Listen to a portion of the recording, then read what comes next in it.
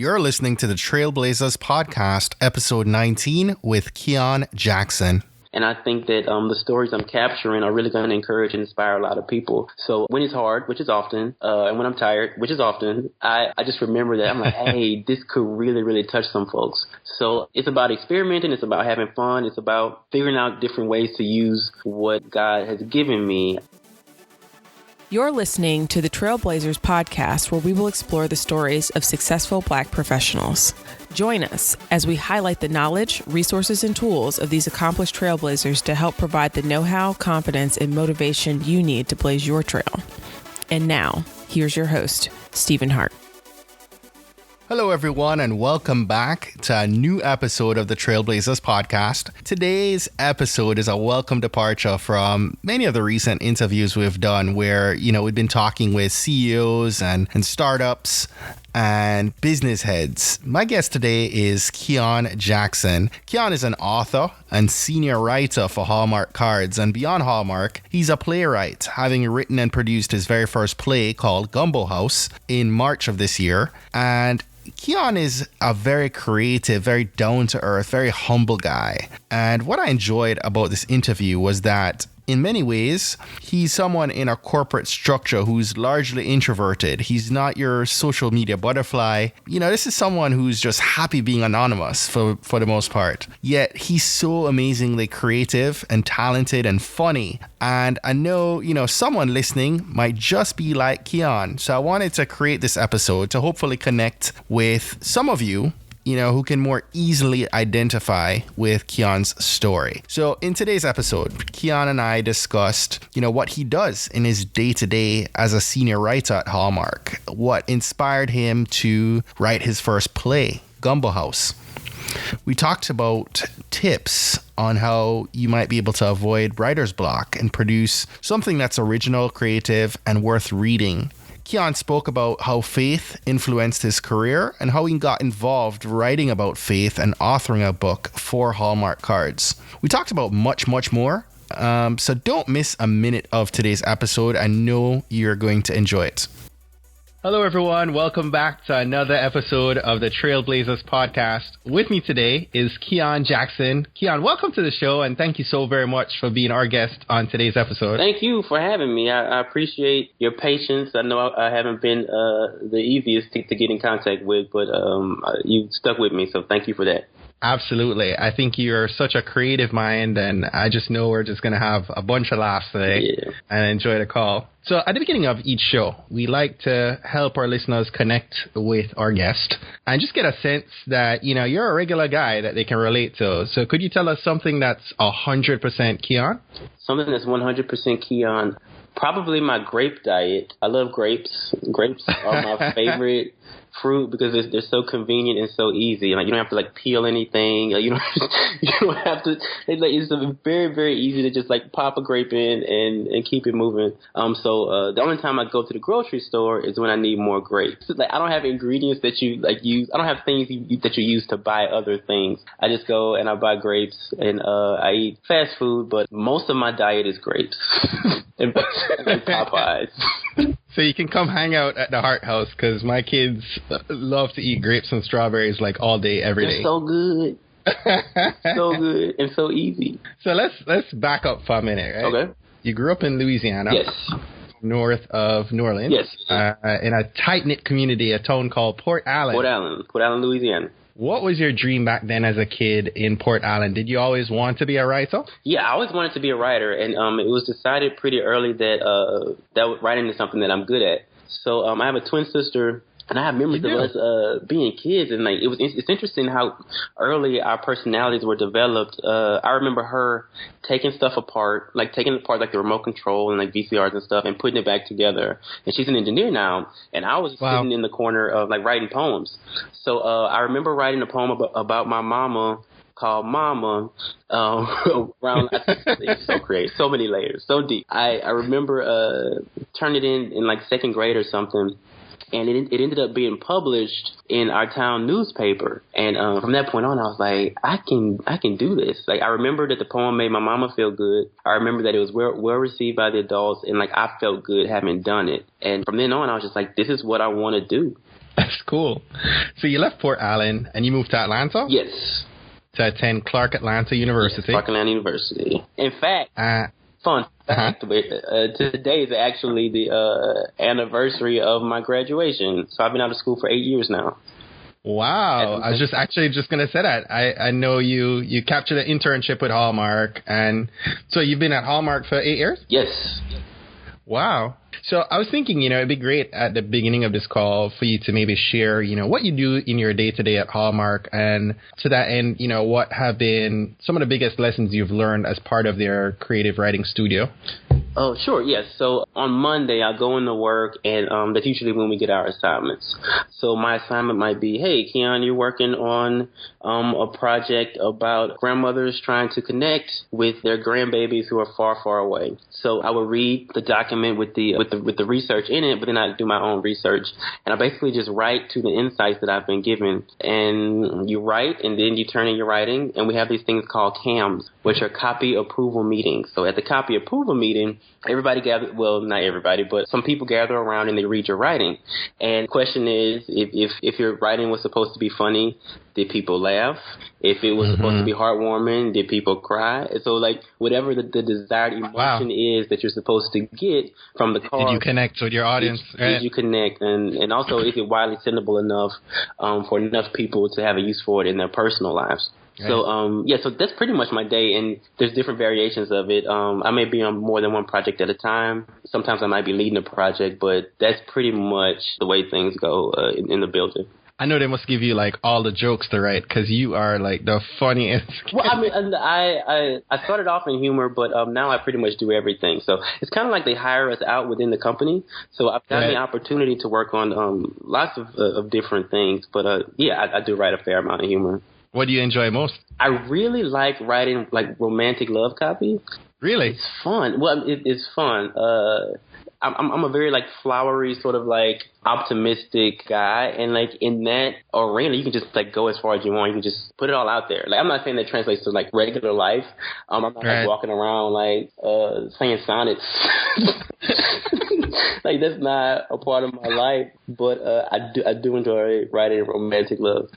So earlier this year, right, you achieved a significant milestone. You realized the dream of being a playwright. Yes. And saw your first play, Gumbo House, come to life. Congratulations. Thank you. I appreciate it. On that accomplishment. Thank you so proud of you. Thanks. What inspired you to write this play, and how is this different from creating something outside of a corporate framework, right, where you had probably less guidelines, as you echoed a moment ago, but also maybe less support from a corporate structure and having to figure a lot more out on your own, right? Absolutely. See, one of the things about, like, doing something independently is you end up being everybody. So like, I'm the writer, I'm the producer, I'm the caterer, I'm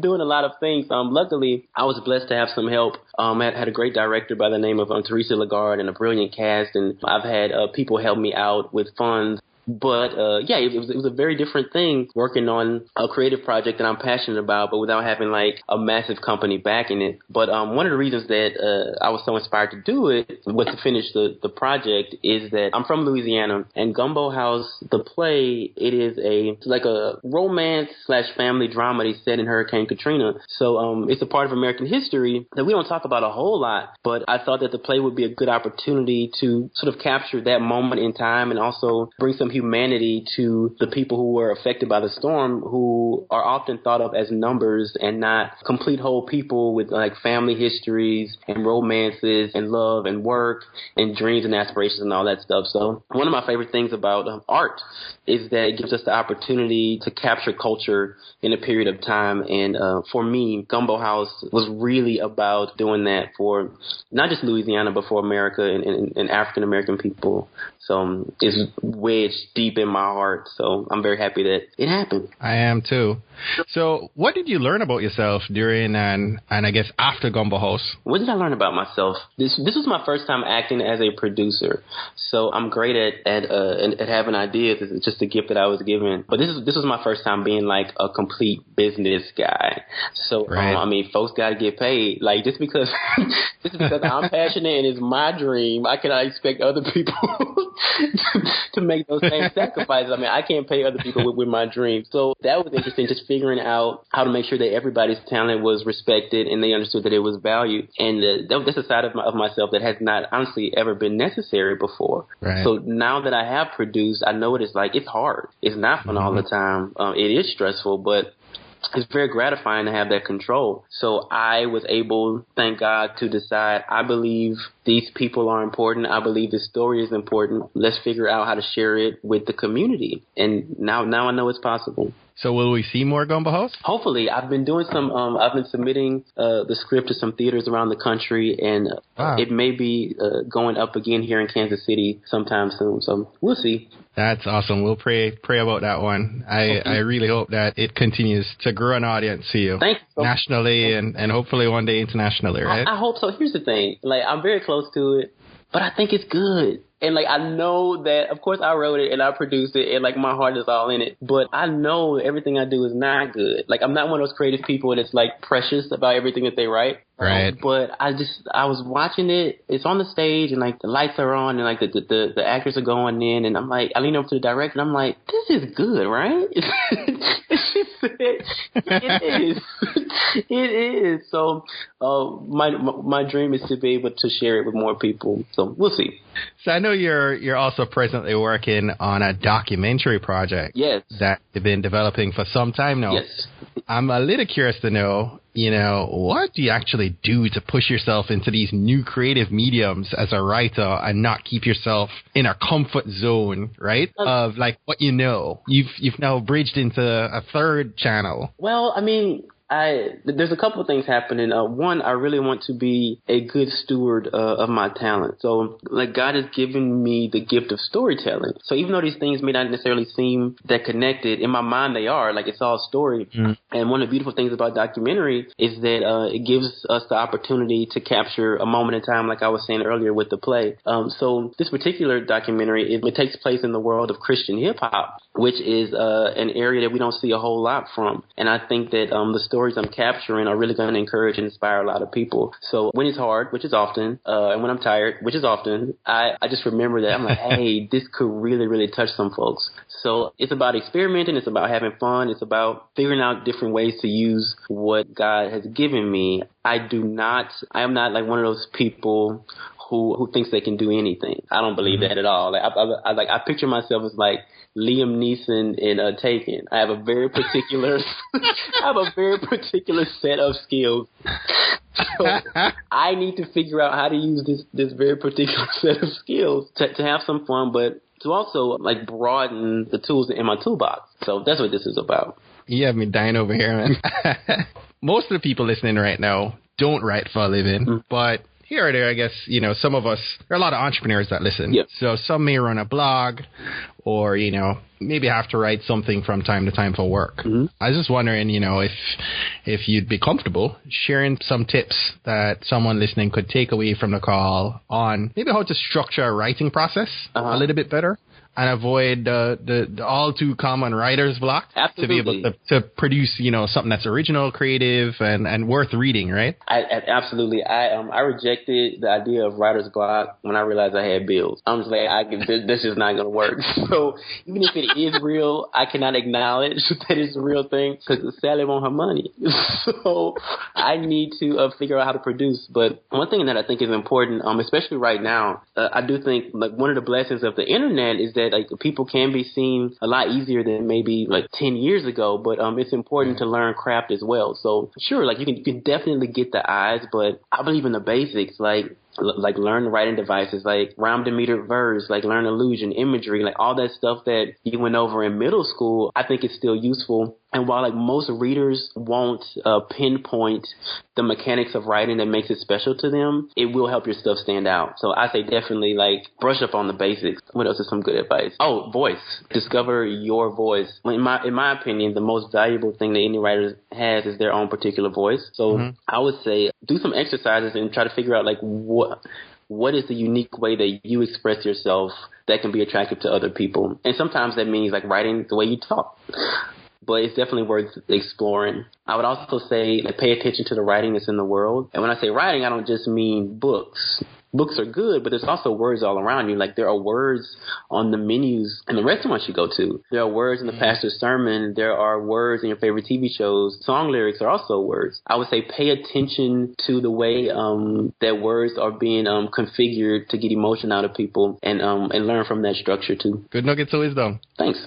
So flip the script on you. If you found out tonight that you could have dinner with any two people, alive or from the history books. Oh, goodness. Who would they be? Oh, my. Okay. Wow. Any two people? Any two people. At the same time? At the same time. So that means they have to get along with each other. See, No, not necessarily. I mean, this is why I don't throw parties. I just have to make sure that everybody's going to get along. Okay. So I can't have, okay. You want them to be separate dinners? No, I mean, it can be one dinner. I just really want everybody to get along well. And I think these people will. I'm a big fan of Tavis Smiley, and I'm a big fan of Chris Rock. And I think they're both very, very smart, very, very smart men. From childhood, I've always just been infatuated with their careers and their contributions. So those would be my guys, like Tavis and Chris Rock. Those are good. Two good ones. Thanks. Quick question for you. Could you talk to how faith has influenced your career? Yeah, like faith is the fuel for me. So I do believe that the work that I've been able to do, for the most part, not all of it, for the most part, has been connected to something bigger than me. So in my mind, creativity as service is when creativity is the most useful. So whether people think about it or not, I think that we use art to inspire ourselves, to escape, or to be reminded to be good to one another. And I like being a part of that process for people. That's one way that, like, in my mind, faith is always present. It's also like a part of my identity. So I absolutely believe that God was very meticulous and purposeful when he created all of us. And I believe that he gave us all unique tools for unique reasons and unique missions. So I do a lot of praying and thinking and exploring about, okay, God, why did you give me these particular set of talents and put me in this particular neighborhood and connecting with these particular people? And just to be aware that there's a master plan at work and I want to be useful. So but one of the blessings of what I get to do is that I get to help people, and I believe that it is me being a good steward or trying to be a good steward of my talents. Right. You're an author. Yeah. Right now, right? Talk to us about, and you didn't highlight this much, and I have to say, this is the first time I've actually asked somebody about their faith on the podcast. Oh, okay, cool. But, and we have great many people that have actually shared their faith on the podcast, but I wanted to set the stage for sharing a little bit about what it is that you do and the fact that you've authored this book and you write copy around faith, right? You know, around your Christianity. Could you speak to that? I just found that so intriguing. That's what actually pulled me to you. And, you know, I'd love for you to share a little bit about that with our listeners. Yeah, so I wrote a book called Because Jesus, and Because Jesus is a book of quirky, faith-based affirmations with the goal of hopefully inspiring people. But, yeah, it was a very interesting process. I think the first time we spoke, I told you how it came to be, and it was so far left that I just assumed God was somewhere in it. I prayed a prayer about boldness, and I was about to have a birthday, and so I prayed this prayer about boldness, and I was like, okay, that was that. And within a couple of days, I go to work, and I get called into this meeting. And in the meeting, three higher-ups are on one side of the table, and they said, we have this huge database of writing, of all the writing that's ever gone on any card for the past 104 years. It's all in this electronic database, right? So they say to me, Keion, we've been going through this database, and it looks like you're a Christian. We're looking at your writing, and it seems like you're a Christian. Is that true? Wow. And I was like, yeah. But it didn't sound. Where's this going, right? It didn't sound all the way legal. I'm just like, I don't know if you can ask me this. Where is this going? So, so I said, yeah, I am. And so they were like, okay, great. Well, we want to do this artist-based collection, and we like your voice and your approach to faith. And if you would be willing to do it, we would love to highlight your work in the stores and get this message out to some people. It was just interesting that so soon after I prayed this prayer for boldness, I was being pulled so far out of my comfort zone. So wow. I'm not a shy person, but I am great at minding my business. I am excellent at sitting at my desk, writing my words, and going home. now being presented with the opportunity to like be in the forefront of something was new for me. The average greeting card, it don't have nobody's face or name on the back of it. There's just anonymity that comes with what I do in everyday life. Like, it may be emotionally vulnerable work, but it's not attached to me. And honestly, there's a freedom, there's a safety in that. But with this collection, it's just like, okay, well, this would be me, not just an anonymous card writer, but me, Keion Jackson, sharing my faith. And I trusted God, and he's just been blessing it ever since. So it's been a very interesting journey in that I'm meeting people, and I'm getting to connect with people on this deep soul level in like the first conversation that I'm having with them. And I'm like, God, it's just so cool that I didn't even know that this was something that I would want to be doing. And he blessed me with it. So, yeah. So what's the book about? What is the book? Is it like a reference type piece? It's a collection of quotes. Some funny, some heartfelt, all quirky, but they just talk about the truths of God's love. I mean, when I was writing it, I mean, it's this huge opportunity, right? So I prayed. I'm like, God, what do you want this to be? Because I'm not trying to like jack it up and like get in the way. My prayer was that like I would shrink and that he would do whatever he felt the need to do. And I just felt like he kept saying like love and forgiveness, love and forgiveness. And when I stepped back and thought about the cultural landscape, in my personal opinion, like two things that we don't talk enough about when it comes to faith is love and forgiveness. So I wrote to those insights and got to some writing that I feel like has the potential to hopefully free a lot of people of guilt and shame and this desire to be perfect. I mean, if we could ever be perfect, there would be no reason for Jesus. Like, there would be no use. So, I mean, it's understood. That's right. It's understood that we will all like fall short. There's some freedom and relinquishment in acknowledging that we're already forgiven. It's a book about love and forgiveness by way of Jesus. It's probably the best way I can put it. I'd ordered a copy, and it came into a store here yesterday. Cool. I just haven't had a chance to pick it up, and no, I can't wait. I'm like looking at the clock like, man, they're probably closed already. Well, I hope you like it. Don't feel pressure to like it. It's okay if you don't. No. I totally am ready to pick it up and check it out. Cool. Very cool. Share it with some friends. We'd like to have you share some resources with our listeners to help them sharpen their mind, look to resources maybe they didn't explore before, right? Okay. So could you share with us maybe a book that you've read in the past year that's inspired you? The most recent book that I read that just completely rocked me is a book called When Breath Becomes Air by, I think, Paul Kalanithi. I could be mispronouncing the last name, but it's a memoir by a surgeon who is diagnosed with lung cancer. So he's trained to be a doctor, and now all of a sudden he's a patient. So the book is written, it's a memoir, so it's from his perspective, but it's very beautifully written, and it's this man facing his mortality as far as he knows, and just really, it's got some great insights about life and what matters and how we see ourselves. So I highly recommend it. I don't want to give anything away, but it's beautifully written. It's amazing because this guy, like this surgeon, of course he can write all of this medical stuff and all these very intricate descriptions of what it's like to be in the ER. But then he adds a layer of poetry on top of it, and it's this very interesting mix of writing, and it's just beautifully done. So, yeah. It's good. It's good. What is something small you've done this month that you're proud of? I thought about exercising, and that's a big step for me. You thought about it. Here's the thing. It's awful and it's horrible. And in the past, I've been very intentional about not doing it.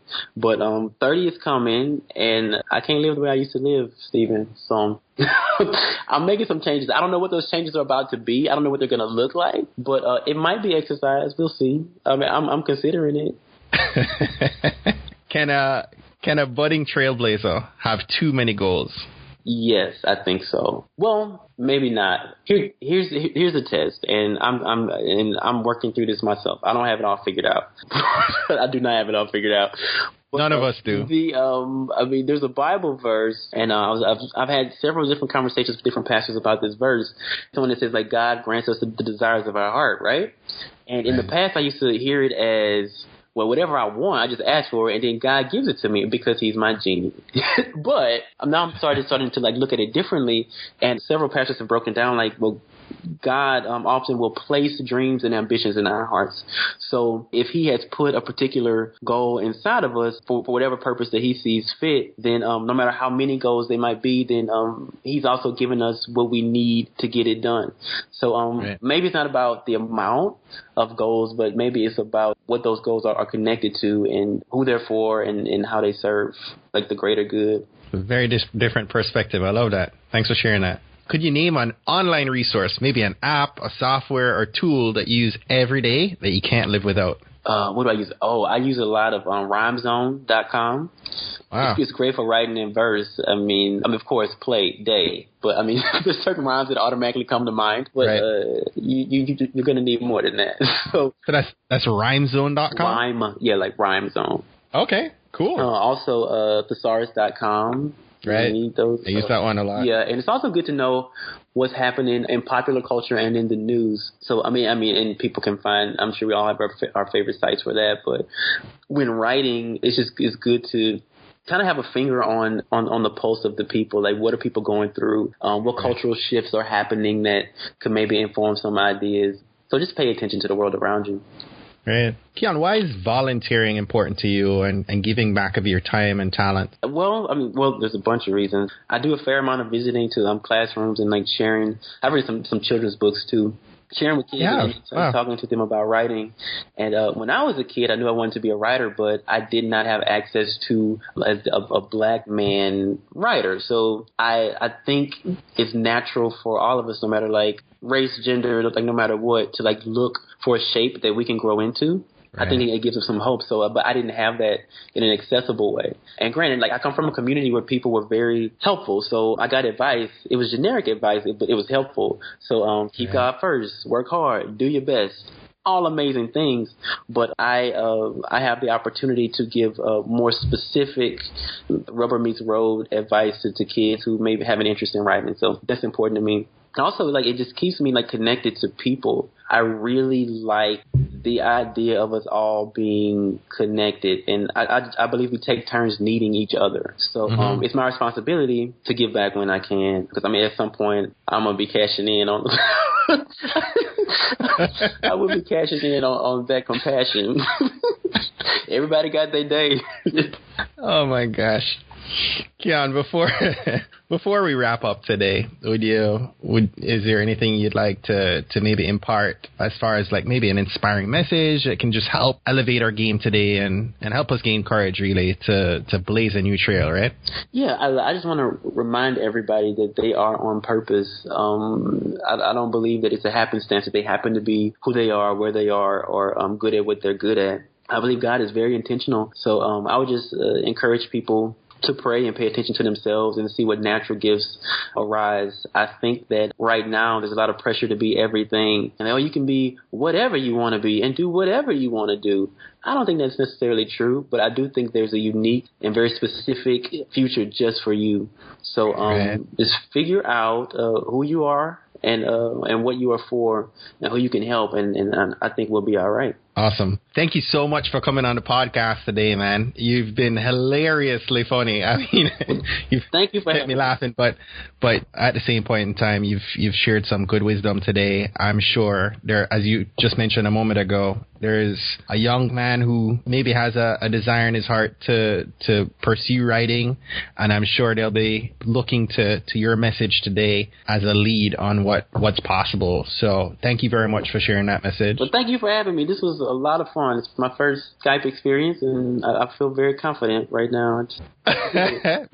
Before we let you go, did you want to share, maybe your Twitter handle so people can kind of connect to you? My Twitter handle is at Keion, Keion L Jackson. So that's once again at Keion L Jackson. And where can someone get Because Jesus? Because Jesus is available on Hallmark.com, and I believe it's on Amazon too. So it's Amazon.com and Hallmark.com, and the book is called Because Jesus by Keion Jackson. Awesome. We're going to go ahead and put all of those resources that Keion mentioned, as well as the links for the book and his Twitter profile on our show notes page at tvpod.com. So go ahead and check that out. Thank you so much once again, Keion, and we'll keep in contact with you. Yes, sir, dude. Thank you so much. Have a good night. Well, that's it for today. Thanks again for listening to this episode of the Trailblazers podcast. We'll be posting links to Keion's book, Because Jesus, his Hallmark line, along with links to his recommendations for his inspiring book, resources, apps, and his Twitter handle that you can find right now on our show notes page at tvpod.com/episode 19. Thank you for continuing to get the word out and sharing and retweeting and subscribing to our weekly newsletter and just sharing these amazing stories with your friends and colleagues. Please do me a favor. Please continue to invite others. Invite someone today to listen to an episode you think that might impact them most. I do firmly believe that someone listening to one of these inspiring stories will be moved to make a change that impacts the world for many others in the process. Listen, don't miss next week's episode. I did my first live face-to-face interview with an amazing woman, Kelly Taylor Leonard of the Taylor Leonard Corporation, who's doing amazing things as a business owner here in Maryland. You absolutely don't want to miss her transparency, her wisdom, her knowledge. Some terrific golden nuggets are awaiting you next week in episode 20. Can't wait to share those with you. So I want you to be encouraged. I want you to jump off this podcast right now. Go out and find a way today to rise above, go way beyond, and keep blazing your trail. Have an amazing day.